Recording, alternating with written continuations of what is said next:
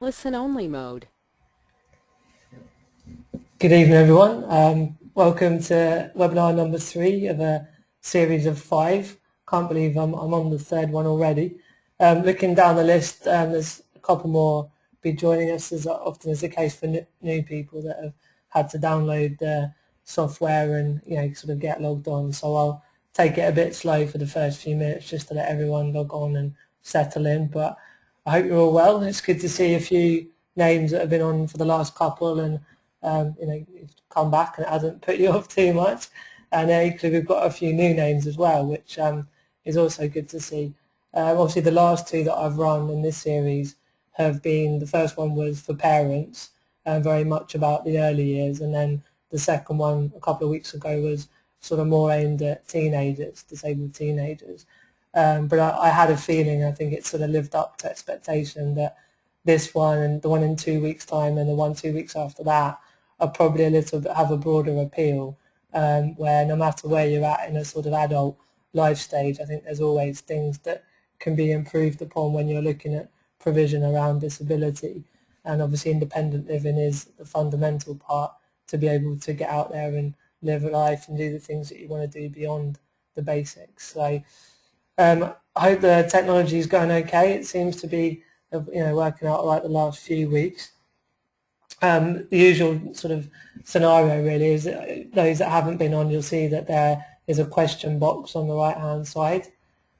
So basically, there's a few little messages coming through already, but there's a chat box, so you can write any questions in throughout, and I'll either read them as I go along or answer them, and as well as reading them as I go along, or at the end we have a Q&A session. So I think probably most of them will be left till the end, but if anyone wants anything clarifying in a moment, I'll try and keep an eye on the chat box. If you haven't already written there, just sort of maybe tell me where you're calling in from, or something that might amuse me, just so you can get comfortable with the chat box, and obviously I can then know that everyone's sort of settled in, and I'll press on with it all. Vic's giving it yo, I'm in. We've got Trish from St Ives Online, a hello from Alan, and wow, we've got Sarah in Canada. That's really good. Nice to see someone from abroad. I don't know what the time is. I guess you're a few hours behind, aren't you? My pal Rich up in Manchester, my uni buddy. Sarah's just telling me that it's 2:30 in Canada. Claire Duffett, my lifelong friend. Hello, Claire. There's a few people from school days and uni days and all other days. Veronica saying it's nice to be back. I understand Veronica got a bit tied up in a load of traffic a couple of weeks ago, but I hope you had a chance to see the video that I'd sent you and found the teenage years helpful. We've got Laura from Reading. Hello, Laura. Hope you and Josh are okay. So I think that's probably most of you are sort of on board and online, and we'll just get cracking really. So here we go. It's the cheesy photo time. I'm sorry for those of you that have been on this the last 2 times. You're going to get sick of this, but obviously for a couple of people that haven't come across what I'm doing and who I am, I always just put this up at the beginning. So just to whisk through it. Personal experiences, I have SMA, master's degree from Coventry Uni. I live independently in London, have a hectic social life, as a few of you can vouch, having read my blog or actually getting out and about and living that with me. World traveller, lots more cool plans for life in the pipelines. And then professionally, as I touched upon a couple of weeks ago, did various work experience sort of around the teenage years to bolster the CV a little bit. And then went off after uni and worked for the disability charity Scope, mainly in fundraising, but I did other sort of areas around training. I did diversity training to a lot of the staff internally actually, but a lot of campaigning, PR work, research, and sort of got involved in a lot of different projects during my time there. I'm also a freelance journalist. I've written a few times for Disability Now.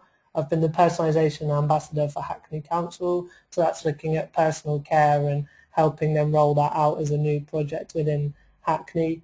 And more recently with my blog and online magazine and everything, doing social media and new media. And all the details of my blog and the magazine are on at the end.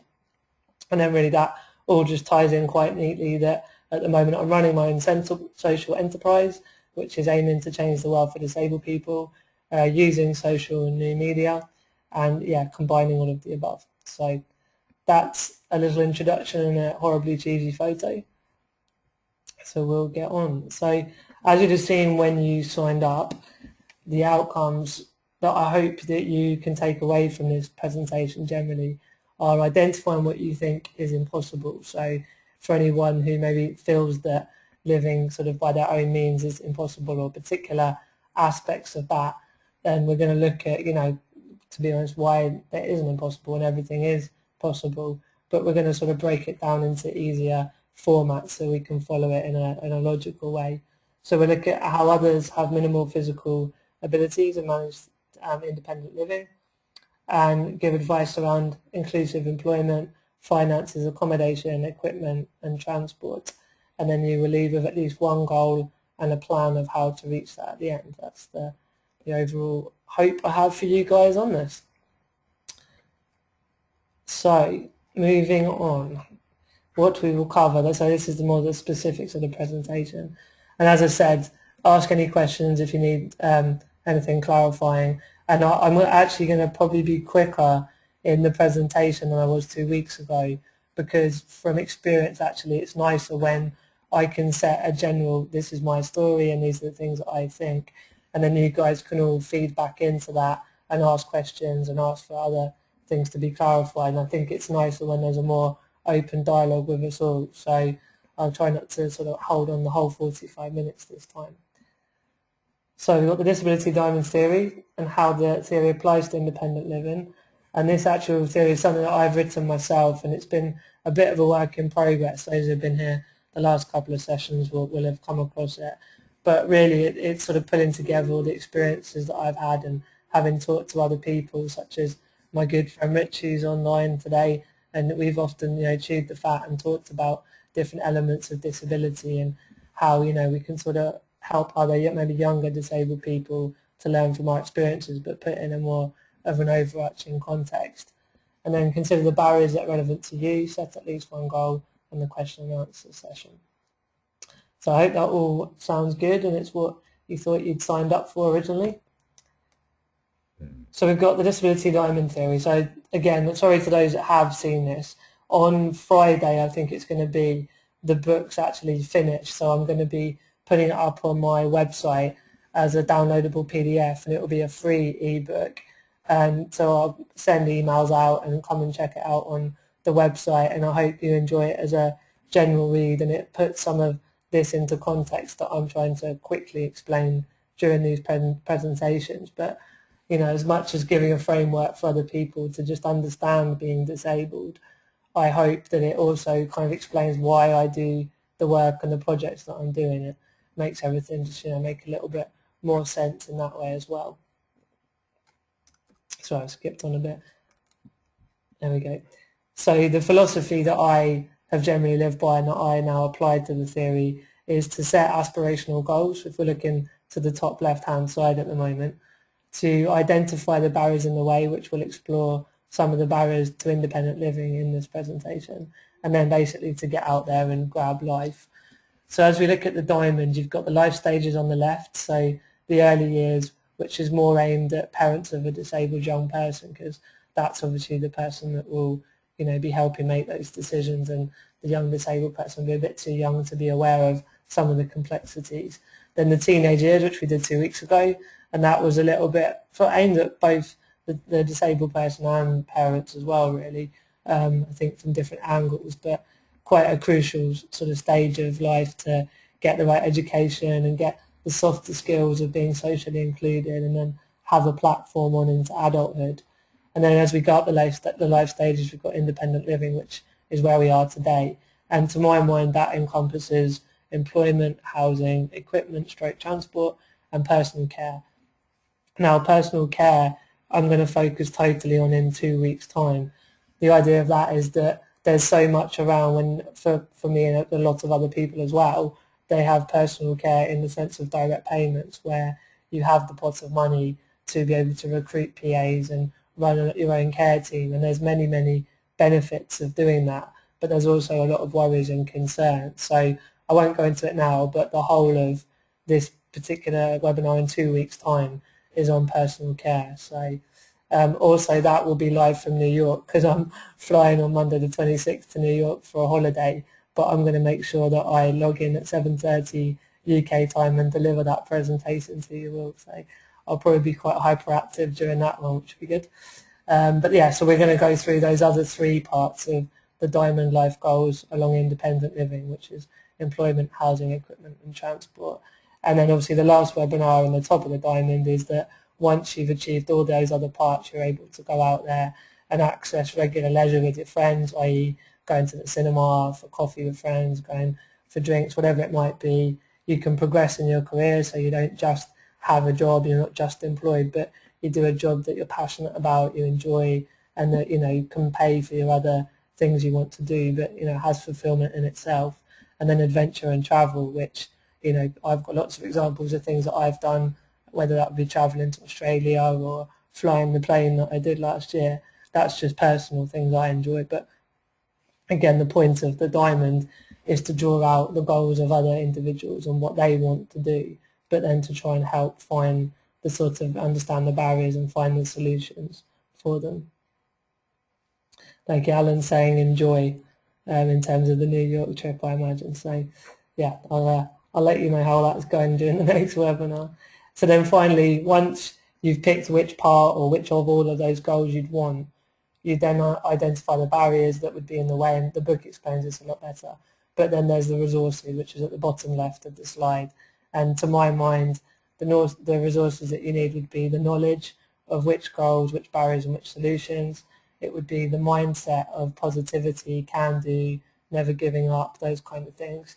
People would be support from friends and family, but it would also be tapping into professionals and their knowledge and their help that they can give on particular issues. Technology, which we'll come into later when we look at equipment, but obviously technology is massively important to disabled people.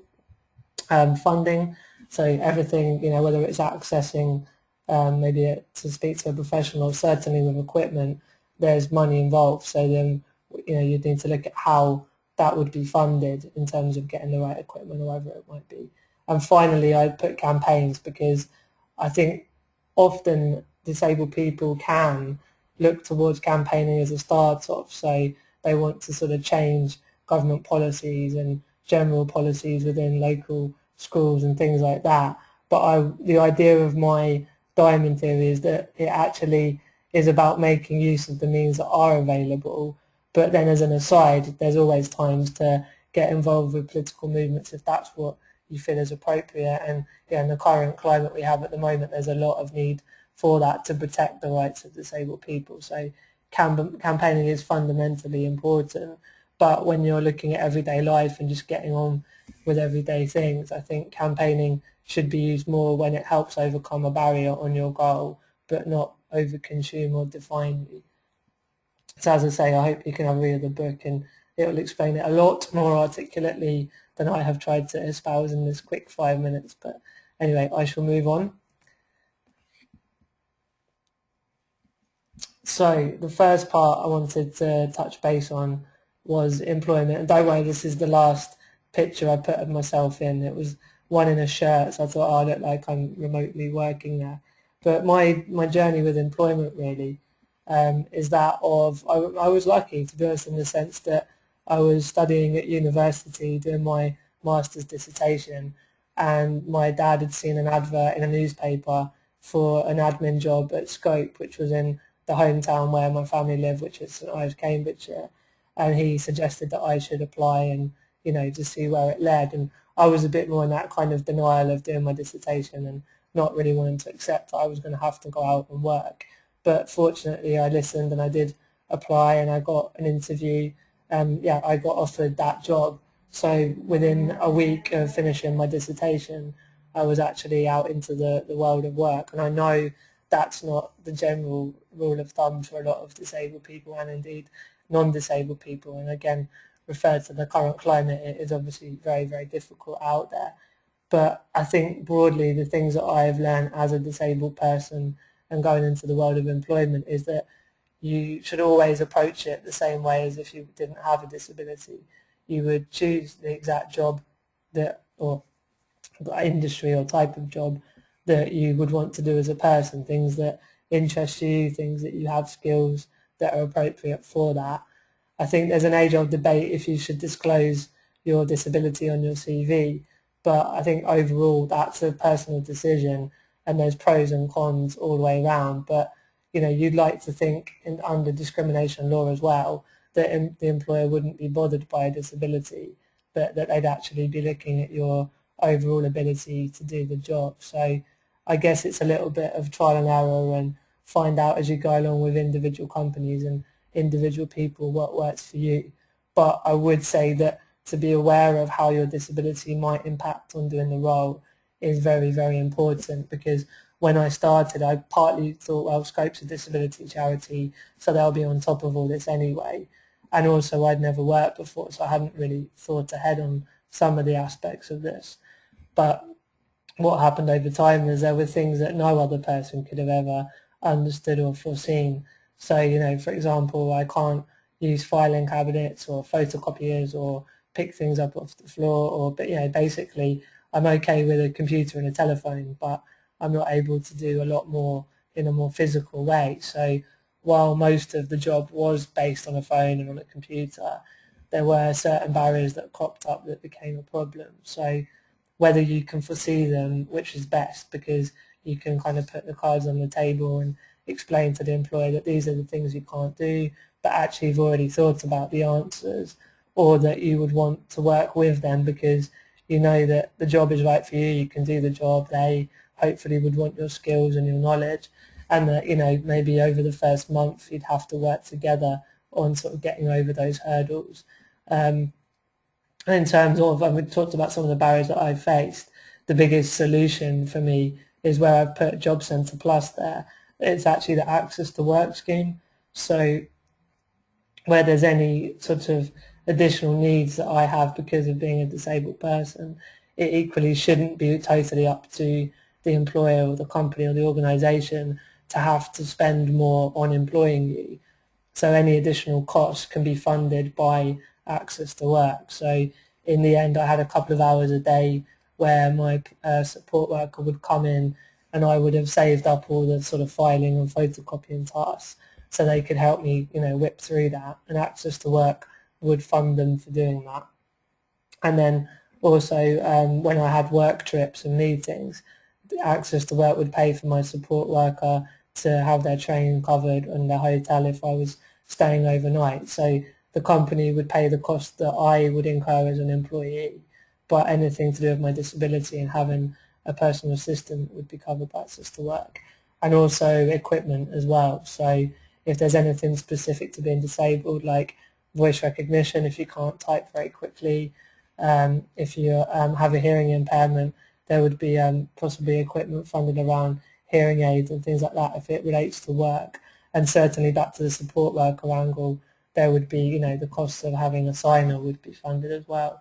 For me, on the equipment front, I had my tray, which enabled me to work, remotely, moving around with a tray attached to my wheelchair. That was funded by Access to Work. So, I could go through all the different potential impairments and disabilities and, barriers and solutions. And that's what I kind of hope that as I talk from a more personal perspective, you can apply it to your impairment or your friend or family member's impairment and then sort of work it back from there. But in terms of employment, I would just say it's about doing the job you want. Don't dwell on the disability, but equally be open and confident to discuss it when it has a bearing on the job, and then always be aware of other funding streams and other organisations that can help you along the way. And that comes back to the resources that, if the biggest barrier is just not knowing where to turn, then there's always charities you can go to. So for those of you with SMA, spinal muscular atrophy, the same as myself, there is the Jennifer Trust. For cerebral palsy, there is Scope, and there's hundreds of others, and you can Google that. So I think that broadly would kind of pull together my personal experience on employment. I'm just going to have a quick check on the questions tab to see if anyone has written anything. Claire said some people say disclosing puts employers off. So yeah, I agree. That's why I said it's a bit of a trial and error. I mean, on the flip side, if you haven't mentioned you're disabled and then turn up for the interview, then, they're going to have a bit of a surprise then. So I think disclosing it before meeting them is good, but it's more whether you'd want to do it as early on as actually on the CV as well.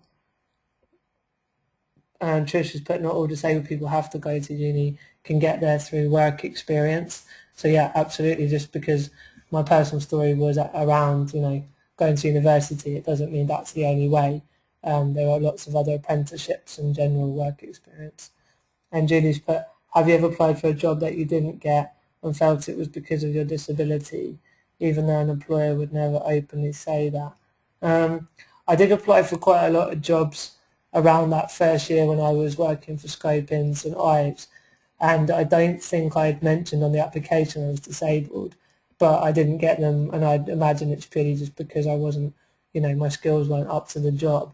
But then, as sort of most of you know, once I'd started at Scope, I moved into sort of 2 or 3 promotions through the organisation, but that was different because they already knew who I was.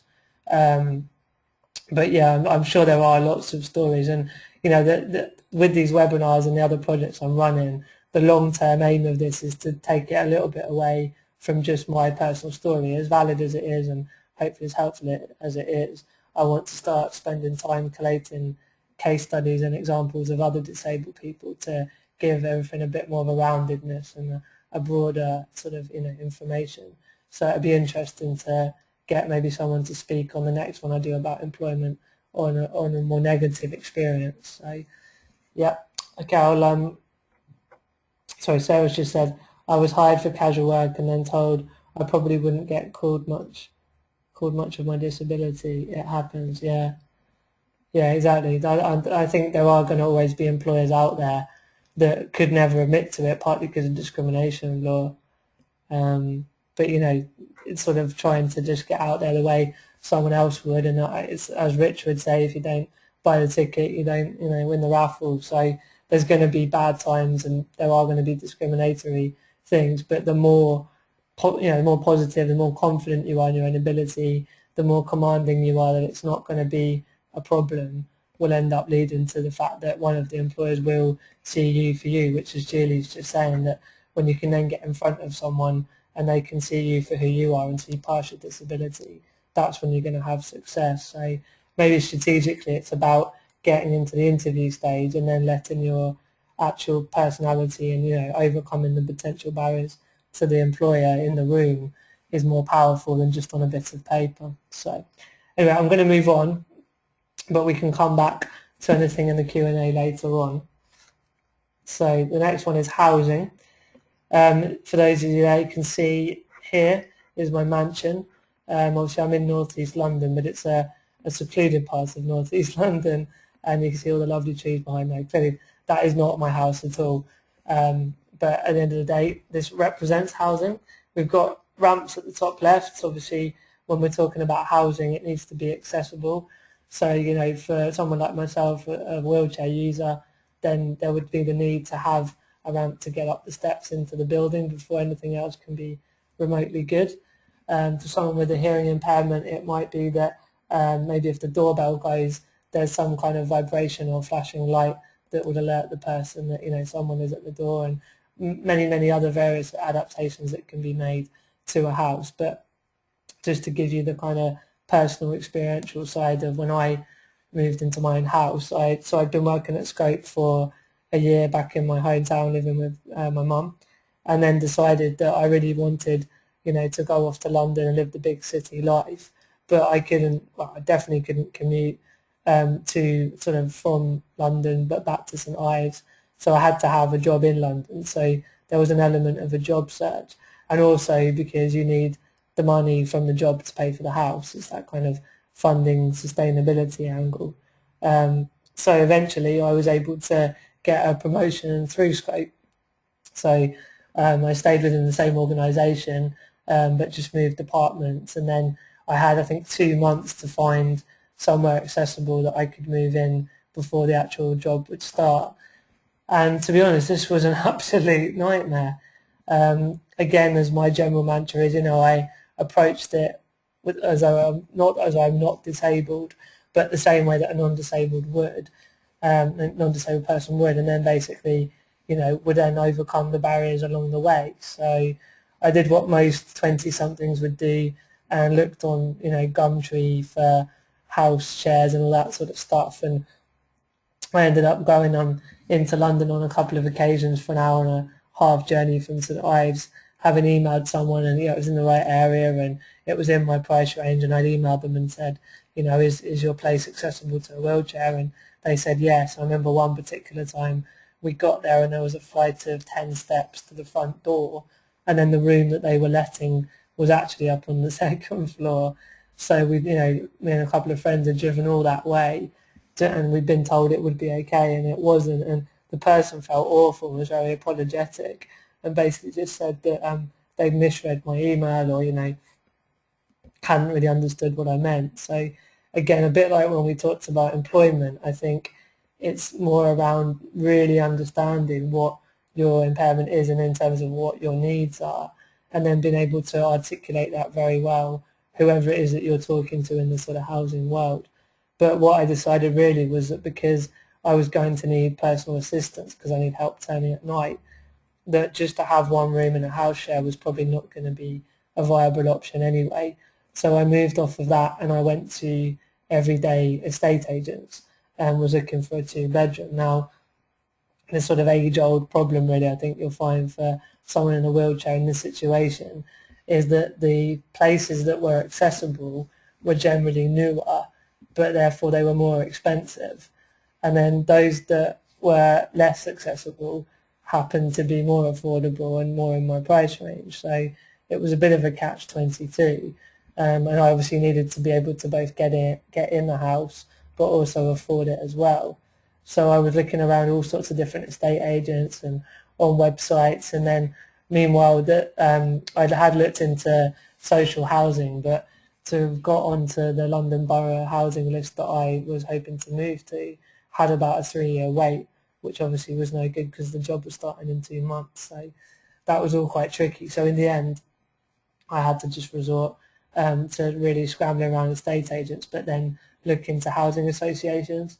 And I was really, really lucky that one of the housing associations that I've been in touch with got back to me and said that there was a block of new build flats, and they gave me all the costings and it fitted in, and it was near enough to where I was going to be working that it turned out to be like a half-an-hour commute, but that was more because it was London and it was a lot of traffic, and it was less because of sort of being miles and miles away.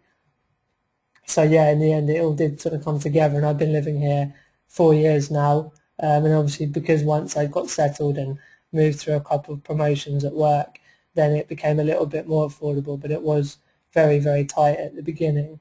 But because it's a new build and there's a really big open plan kitchen and lounge area, so my wheelchair can get around, and then we had the bathroom was adapted by having an area of the panel cut out under the bath, so my hoist legs can slip underneath the bath and then drop me onto a suspended shower chair that sits on top of the actual bath to have, sit down and have a shower. So I hope that makes sense. I can picture it in my mind, and hopefully you're now picturing it too. But yeah, and the housing association paid for the plumber to do all of that work, which was really good as well. So having it made a bit more accessible didn't actually come out of my pocket in the end. I did look into getting my bathroom turned into a wet room, so that would have been a bit more practical, and I looked into the disabled facilities grant, but they means test that, and because I was working, then they wouldn't allow the funding to go through because it was deemed that I could contribute a few thousand myself, which the reality was I had no savings. I just had a job and had an income, but I guess the priority levels were that many people weren't in work and didn't even have an income, so that never happened in the end. But I think again that's sort of broadly my venture into housing, and again it was one of those things were very, very difficult. At points it looked like it was impossible and you debate giving up, but through sticking at it and being very sort of problem solving orientated, then I was able to get there, and it was definitely worth it because the flat's lovely and it was near enough to work, and I've been able to have a great time sort of living from here in London. So definitely a positive experience in the end. So equipment, I mean the area of equipment is massive. If you've ever been onto a mobility aids website, there are thousands of different types of equipment that can actually support a disabled person. But I've picked out the four, I was going to say four obvious ones, but maybe again it's one of those that relate a little bit more to my personal needs. By the way, again, that's not my bed at the top right. I don't have pink coloured mattresses, that's not my style. But nonetheless, it articulates the fact that it's an electric bed, which I do have one of those. I suppose starting with the wheelchair, the most fundamental equipment I use is my wheelchair. So over the years, it's always had to make sure that it supports me comfortably. When I was a kid, I always wanted it to be the fastest wheelchair possible when I was playing football and just, being loud about town and all that kind of stuff. I think it's important when, the equipment or the wheelchair certainly can look good. And then, in terms of the funding side, there's an NHS voucher scheme which can fund the cost of, or most of the cost of a wheelchair.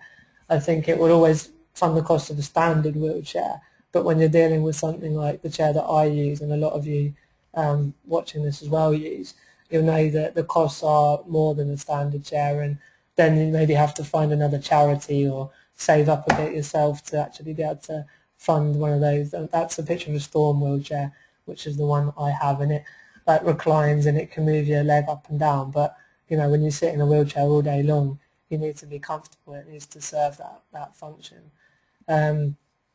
Obviously equipment can break down, so there's many horror stories I've got of when my wheelchair would break down on me, and even especially my mum will remember when we were abroad and the chair would come off the aeroplane. But we'll talk a bit more about travelling with a disability on the last webinar. But there's often times when the wheelchair is damaged and you have to rush it in to be saved by the local service personnel, and all those types of stories that you'll all probably nodding your head and agreeing with now. So, but yeah, essentially wheelchair, very important, gets you out and about, and there are ways of having it funded. Again, with the bed, when I moved into the flat, I made everything in the flat. I had to, what's the word, furnish it myself. And the bed was obviously going to be the more tricky one, because while I'd saved up a bit, as any graduate had, to sort of be able to move off and live on their own, the cost of something like an electric bed are a lot more. But equally, you need a good night's sleep, you need to be comfortable. So again, I was able to speak to my social worker, plug into local authority funding streams, and I was lucky enough that over some time they funded the bed as well. So I think, again, this will come back to what equipment do you need, what are the costs going to be, and then link up with the relevant people, ideally the decision makers, but certainly those that have the knowledge and the experience to help get that kind of thing through. So it's more about joining up the dots rather than you specifically going out to raise the money. It's using all the resources that we touched upon earlier in the diamond theory. So the third bit of equipment in the picture I've put down there is a shower chair. So, pretty fundamental. We all need to have a shower, a bath. We need to be clean and washed if we're going to be socially included. So again, that kind of equipment is important for that part of life. And obviously a hoist. I can't bear any weight at all. So all of my, all the times my parents and more recently my PAs always used the hoist to lift me around, because there's health and safety, certainly when there's recruitment, and we'll talk about health and safety in 2 weeks' time. But, there are rules around that. But equally, it's more comfortable for me as well, rather than being manhandled and sort of thrown around.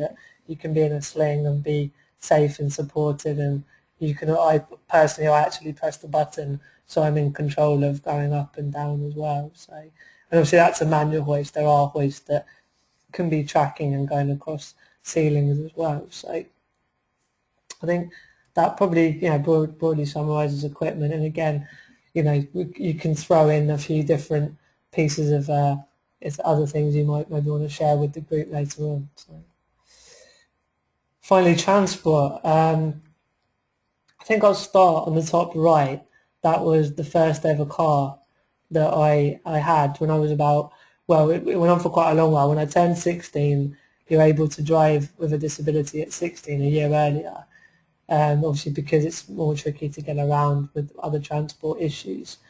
But having got the ball rolling to find out if I could drive, how I'd be able to drive, what type of car I could drive, and again the age-old thing of what it would cost and how it would be, funded. There was a couple of years of local fundraising.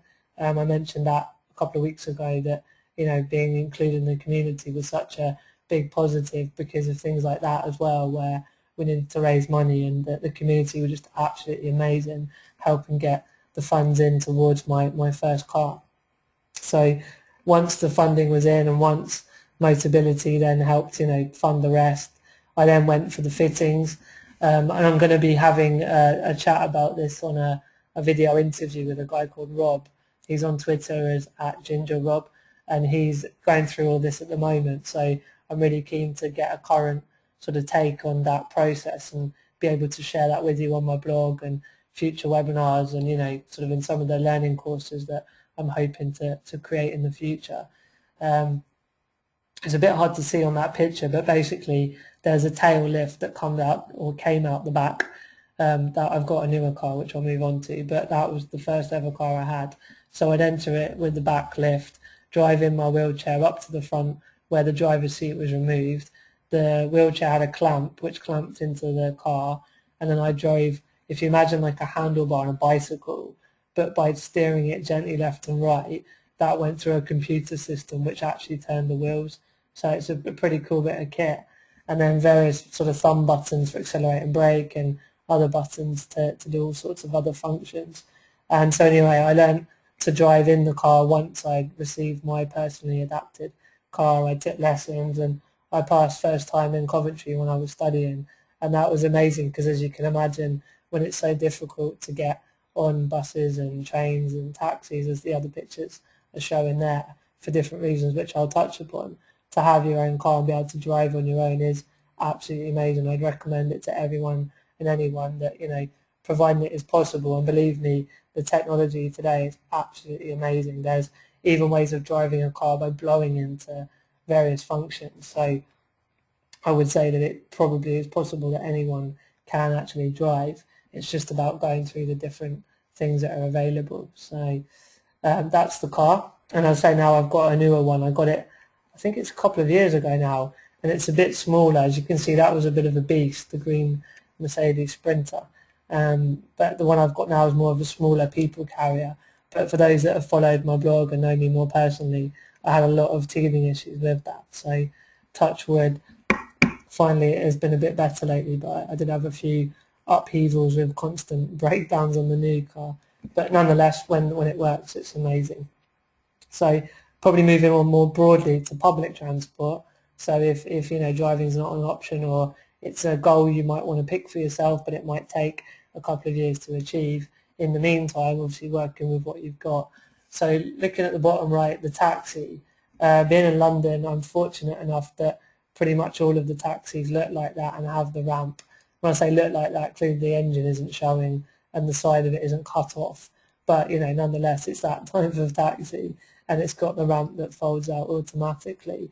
And also there's a scheme in London, the taxi card scheme, which you get discount off of every taxi journey because of having a disability. So there's certain sort of ways of funding streams and things to look at and get involved with on that, which can be helpful. I know that's more London. And I know living in, growing up in St Ives, it was more difficult to get an accessible vehicle, and I don't know that any schemes exist like that. But nonetheless, there are more and more accessible taxis around. Trains, almost could harp on about my blimmin' BBC Breakfast interview and Martin Luther King quote just to get you all laughing at me again. But yeah, I've got a little bit of a background experience on train travel, and that all boils down to the fact that you have to call the day before on a special number. So you can Google for disability assistance and it will give you the number, but they do have ramps, they do have areas that can be able to sit in your wheelchair. It's just more around giving them warning, which can be a bit of a pain really. You can't be as spontaneous, but equally it is possible with a bit of planning as well. Buses, again in London, pretty much every bus has one of those ramps that comes out the side. However, one of the bigger issues, those of you that have tried this before will know, is often the staff. Clearly the ramps sometimes won't work and they break, and that is a problem. But it's more what often a driver is a bit kind of sees a wheelchair and just seems to freak out and is worried about how they're going to be able to get the ramp out. And I've had a few times where I've almost been refused access to a bus because the driver just seems to not really be very aware of disability. So I think a kind of word of advice I've learned is I go straight up to the front door where the driver is, give him a big beaming smile, try and sort of get him on side saying, hi, how are you, how's your day, just sort of warm him up a bit, and then kind of hopefully he'll respond to that friendliness and want to help you as a customer, as he should do anyway. He or she should do anyway. So that's a sort of broad bit of advice I'd give on bus travel. But I think essentially most public transport does cater for disabled people. And again, apply this to your impairment. There might be other aspects as well. I had a message earlier on from Julie's, my auntie Julie, and she was saying about how with hearing impairment we need to make the webinars more accessible. So I'll have a chat with you afterwards, Julie, about how we can do that, because I totally agree that it's obviously not very accessible at the moment, someone with a hearing impairment. So it'd be good to chat a bit more about that later. So as I keep saying, really, this is all about you. I've tried to sort of bring to the fore things that I've done and things I've learned and the barriers I've come across, to put it in a real world context, and overall to show and to prove that despite having quite a severe, in inverted commas, disability, that it's still so possible to get out there and do everyday things and great things as well. But it's still about you working out what you want to do and finding out the barriers and everything to yourself. So looking at these 3 boxes I've done is, what do you want from life? So within the context of independent living at the moment, is it a cool job? Is it owning your own home? Is it just having access to the right equipment and transport? Because they're all things that people really should have, and they are actually quite big goals and tasks in their own right. And as I've told you, they took me years to work out how to do, but nonetheless they are goals in their own right, and they are things that you should really be aiming for if you haven't already got there. So the sort of general thoughts around what it is that you want. So then what are the barriers? Well, for those that know my sort of training background, I've done a lot around the social model, and the way that the social model is broken down is that actually you have your impairment, your medical condition, which could be that you use a wheelchair, you have a sight impairment, hearing impairment, etc., etc. But you're only actually disabled by the barriers that are imposed by society. And I would say that's not a kind of having a go at society, it's more of an unwitting way that society has been built up over the years. So those barriers fall into 3 areas, which are physical. So that would be that if there's steps into a building, a wheelchair user would be disabled, whereas if there's a ramp, then no, they're not disabled, they're totally able to get in that building. And then attitudinal, I'd refer to my earlier comment about some bus drivers. If the attitude is a bit negative and not very helpful towards a disabled person, then they are going to be disabled by that incident. But if the bus driver is open and caring and wants to sort of facilitate that person's journey well, despite their needs, then that person is not disabled at all. And then finally organisational, and that comes back to policies and procedures within, it could be government, it could be organisations, businesses, and that would maybe be around employment. So the stuff we talked about, employment, you would want a business to be non-discriminatory and open to disabled people. Otherwise they would be disabling them by judging their inability to do a job unfairly. So they're sort of things that go on in the big bad world that you can try and understand the barriers and try and find ways of overcoming them. It could be buying a portable ramp and strapping it to your wheelchair, and that would overcome physical problems. And it could be learning to, the way I sort of said, I'd give a big smile to the driver and try and get them to be a bit on side. You'll create your own tactics. So there are things like that. But I think there's also barriers around having the right knowledge, having the right mindset, having the skills. So when we talk about personal care in 2 weeks, there's a lot of skills that a disabled person needs to achieve that. And of course money, we've talked about money a lot, and having that money available is one of the biggest things. And as I say, you should never have to pay for something that's because of your disability, but equally you still have to find that funding in the right way and go through all the hoops and fill out all the forms. So they're broadly barriers that you might find that are in your way. And then finally, yeah, your solutions. So there's the things to do are to decide what your goals are. So I hope looking at this, even if you maybe broadly have a house, or you have certain equipment but it's not up to standard, then a new goal might be to upgrade your equipment or to move to a new house that's more accessible, or have work done on your home that makes it more accessible.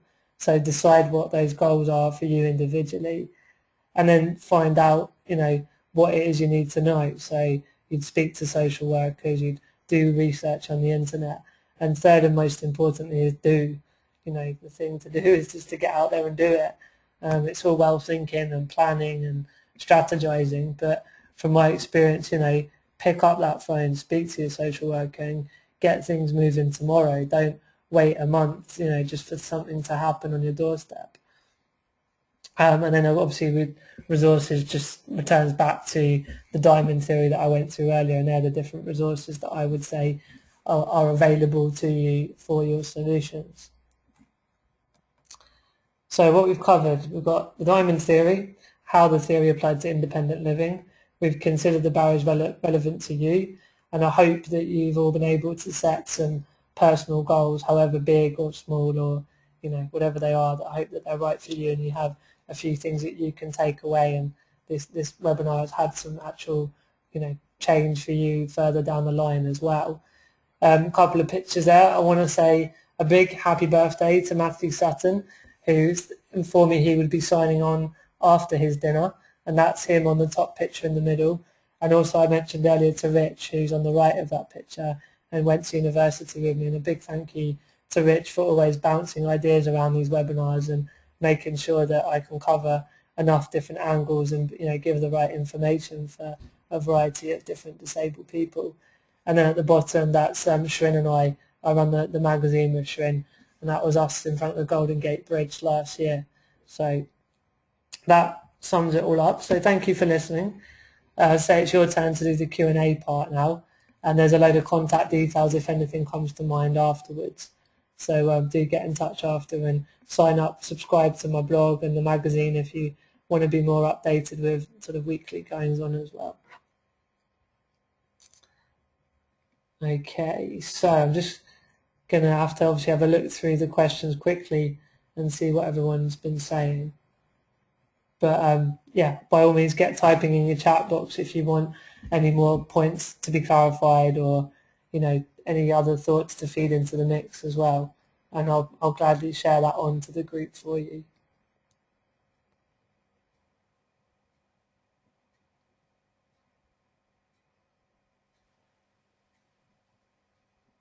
So I'm just catching up to where we got to. Vic says, I was rejected from a sandwich course at Brunel University because they take no company would give a work experience job to someone with a disability like mine.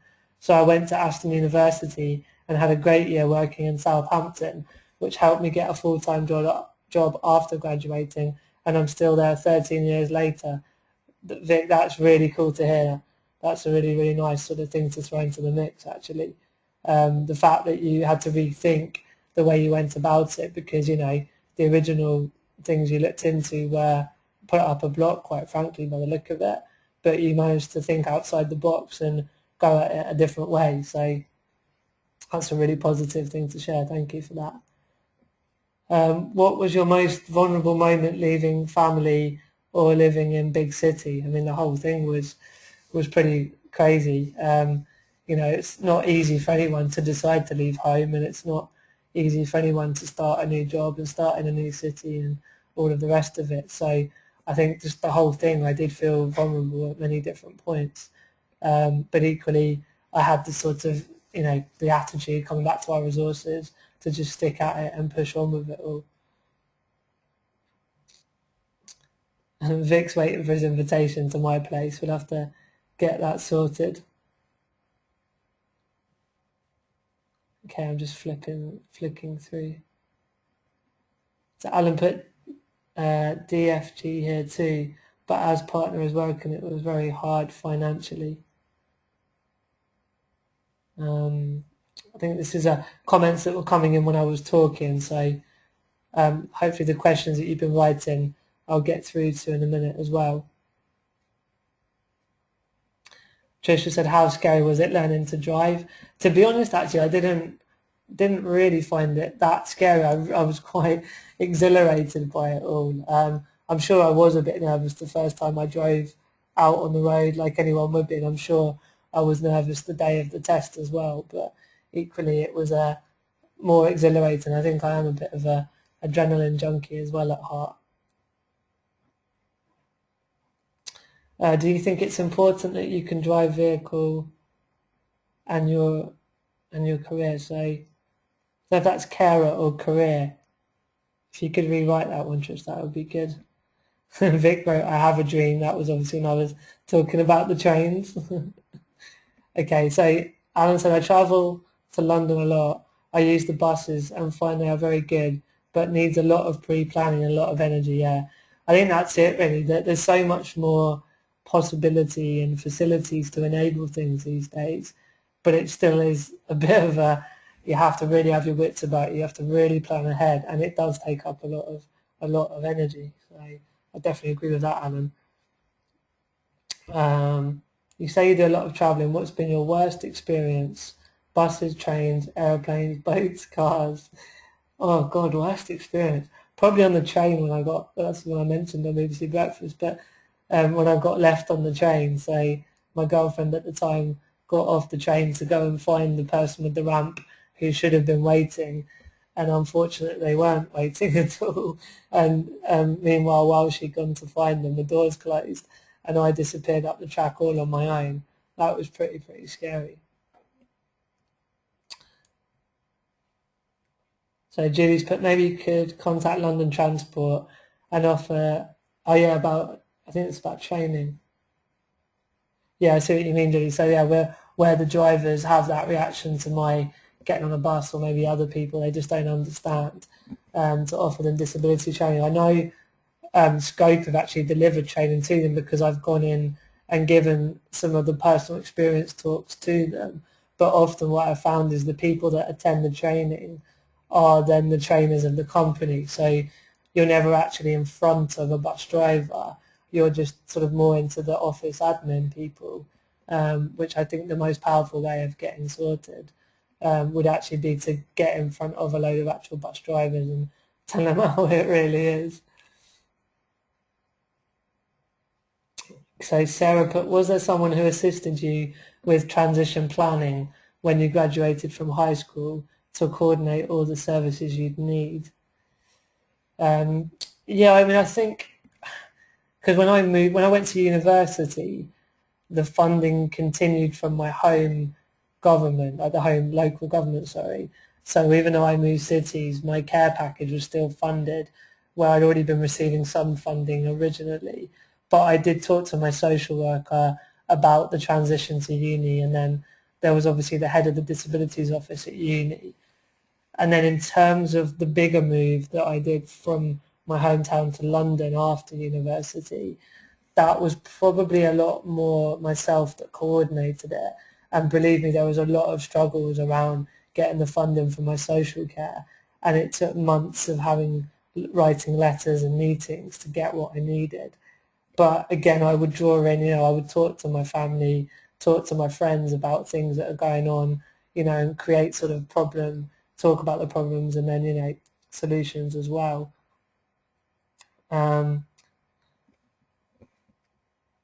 Just had a big jump now, sorry. Trish said that I've pulled Vic. So yeah, Vic, you are invited to my flat. Alan said, parental lack of confidence is a major factor for a disabled citizen deciding on ID. Sorry, I don't want to get parental lack of confidence is a major factor for disabled citizens deciding on. Yes, I see what you mean.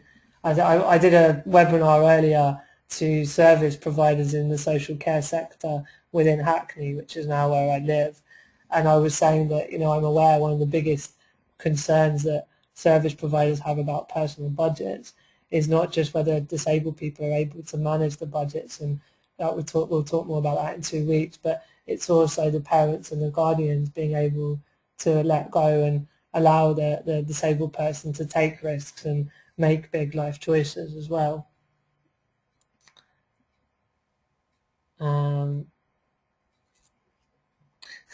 Kath put, she should have used the 1 foot on the floor, 1 foot on the train trick. That would have meant I didn't get left on the train on my own. Bigfoot train story, that's one way to walk out on a date. Yeah, maybe she was trying to tell me something, Vic. Sarah put, London sounds far more ahead than most Canadian cities. Accessibility-wise, RE transportation puts us to shame. Yeah, I mean, I've had quite a lot of people following my blog in Australia as well, and I think where I come from is that the UK actually is very, very good. There is a lot going on here that is a positive part of disability, and I'm trying to encourage sort of disabled citizens in the UK to actually appreciate those positive services and use them to their own ability. And then where there are still shortfalls here, or when the government are talking about taking away money and provision and funding, that obviously that's when there has to be more of a campaigning element. And I'm shaking my fist as I say campaigning now, but I think in other places, maybe like Canada and Australia, there's a slight lag, and there is far more need to campaign to say to the government, we need to install ramps, we need to have social care funding. And the reason is that with the right investment, disabled people can get out there and live very included, independent and fulfilled lives. And actually that saves money to the state in the long run, because a disabled person that is not working, is not happy, doesn't have fun and leisure and all those sorts of things is going to be far unhealthier, and kind of in a crude way cost more as well. So as much as disabled people do require funding and investment, it's worth it in the long run, because the economy benefits from having their talents and their input as well. So Matt, the birthday boy, has put, I'm sure this has been mentioned before, but it's his first time here, and you don't know whether the conversation will flow too quickly to read, but I think a big group Skype chat conference session would perhaps be more inclusive. On topic, I've been viewing potential properties the last few days. Even simple things like the difference between ground floor and level access need making very clear. Yeah, I know Scope have been running a thing around estate agents being more clued up on that. So, if you want to get involved on campaigning in that way, there's some stuff going on at Scope, but I totally agree with that. And then Matt finishes with, I've been to several ground for places with 3 steps to the threshold. Estate agents have been more helpful than I'd anticipated though, so that's good. About the Skype thing, Matt, I agree. I mean, I think the webinar is a good starting point, and as we're all learning as we go, and I think there's a blog going out on Horizons on my website that we're going to be launching meetups as well, so that there can be the social interaction side can, actually help, as well as the kind of informative side of the webinar. So the people attending could all potentially go to one of the actual meetups and get to know each other as well. So we are looking into that side as well. But I take your point there. It's good that we can have that interactivity somehow on here as well. Rich said to signpost people to centres for independent living. So yeah, there's a lot in your local area. If you Google Centre for Independent Living and then where you live, there should be one quite close to you, and they can give you, lots of different support as well. So my mum put lots of meetings at London Hackney, not as affluent areas and Ives, and that she was worried about me going to the city. So yeah, I think there was issues with funding possibly in Hackney compared to where I came from, because there's a lot more poverty and deprivation in Hackney, so therefore their budgets are more stretched, and that's why they, it was harder to get the amount of funding that I needed. And obviously, as my mum, she was very, very worried about that move and what would happen. Kath McNichol is saying about trailblazers. So for the younger people looking to get involved, or maybe not younger, maybe just generally people who want to get involved in campaigning. Trailblazers is the muscular dystrophy campaign, and they do a lot of different campaigns, and they do research and get out and put pressure on government and try and make things change that need to be changed for the provision of disabled people. Alan went to New York in March, and he was amazed how accessible buses and the subways were, so that puts my holiday in good stead in a couple of weeks.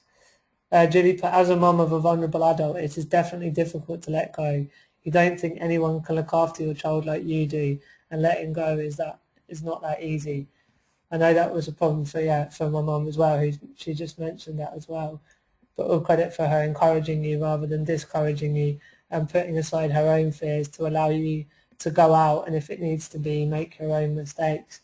So I think, very much when we did the one for parents, I was able to sort of go into more depth on that. But Julie's really articulating well that it is a two-way situation, that as much as a disabled person should aspire to do good things and get out there and do it, there's the parents also ideally would be able to be supportive and to nurture that.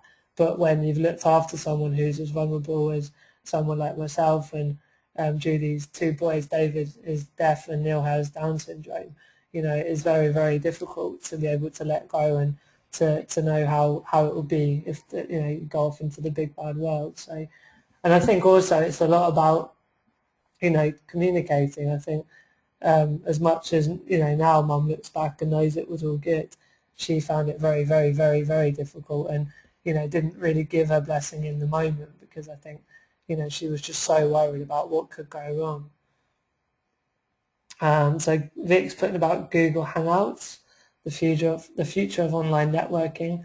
Cass confirming Trailblazers is for younger people. Trish's positive mental attitudes, that is what makes you the person you become. Vic's now saying hi to my mum. This is getting a bit weird. Rich is saying about parent support networks, which is not a good place for people to go to, whether that be with a young disabled child or maybe an older disabled child, but to talk to other parents in the same different parts, same situations. They can talk about their problems, so that maybe in relaying and relating to other people in the same boat, then they're able to feel stronger and more in control of what they feel when talking to their child. Just my mum put, well done Auntie Julie, need you to say that. Matt's just saying about how much I go back. I think we're coming to the end. Alan's putting laugh out loud, Martin's dating agency. And Kath is saying that it's meant to be 30, but they have older than that. So the Trailblazers, it is sort of younger, but it's inclusive as well. So we've gone past the hour anyway. I'm happy as always to stick around and chat more, but I think that sort of seems to be winding up to a natural conclusion. Richard Curry said to go to ncil.org.uk. That's the National Centre for Independent Living, and that's going to be a place where the other local independent living centres might be shown as well. So I think that concludes it all. Thank you for coming along. I hope you got a lot out of both listening to my story. Julie's giving me the football, Man United 1-1 at half time. I love it. It's like the video printer now. Michael was saying, thanks Martin, very interesting. I'm carer for my wife who is tetraplegic. Looking forward to next webinar. Good luck on your trip to New York. Alan saying thank you all, and Richard saying thank you as well. So I will be logging in live from the Big Apple, which you can hear the excitement levels go up in my voice. So I hope you can all join in. That's going to be on the intricacies of independent living and direct payments and personal budgets and all that stuff as well. So I hope you can join in for that. And please do, share with other people that are going to benefit from this, because I've been promoting it as best as I can through my blog and Facebook and Twitter. But, really for these to work out well in the future, and to sort of be able to share this with other people and them to be able to feed in what they think and help me learn as well, the more the merrier. So And if you did miss any of the earlier ones, I'm rolling the same ones out with Scope. So you can go to the Scope homepage and there's a webinar link, and it's exactly the same topic. So if you want to attend the one for parents or teenagers, or indeed someone else would want to come to this one, they're going to be rolled out in the next few weeks as well. And as I said, sign up for my blog and the magazine if you want to see some of the articles that I write and other people have been writing on the magazine. So yeah, I will sign off, tip of the hat, salute, and I'll see you in 2 weeks. Take care everyone, bye bye.